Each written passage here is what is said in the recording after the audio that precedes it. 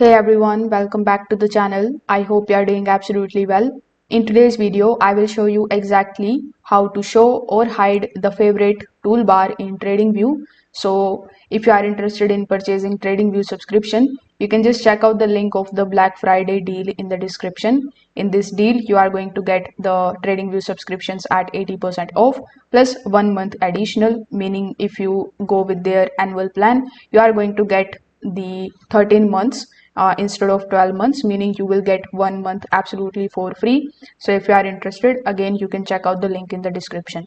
Now in order to show or hide your favorite toolbar in TradingView, you first of all need to come here on tradingview.com, then log in into your account if you haven't already.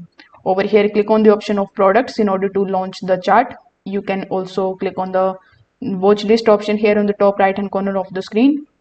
Then you can select that particular chart which you basically like to trade over here. Now as you can see, this is my favorite toolbar section, and I've added bunch of different tools over here. So if you want to add the tools here, you can click on this toolbar section. When you click on it, you are going to see a bunch of different tools here. So if you want to add the tools here in this toolbar section, simply click on the star icon. Once it turns golden, it simply means that you have successfully added the tool here in this particular tray.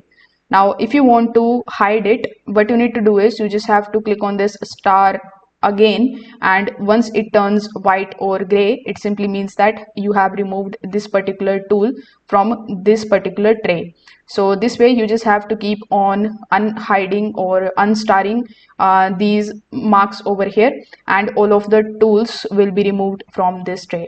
So this way you will be able to either show or hide the toolbar here in the TradingView.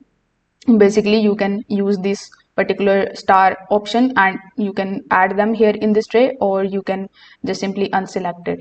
If this video helped you out, make sure that you like this video and subscribe to the channel. Thanks for watching.